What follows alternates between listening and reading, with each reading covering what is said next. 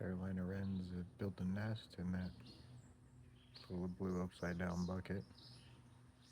Wendy didn't mean to do it, but it's perfect for them. I'm trying to catch them going in or out. I think they're going to be coming in now. Yep. Look at that.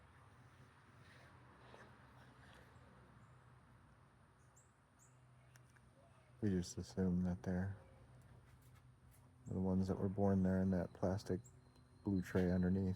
All right, got them.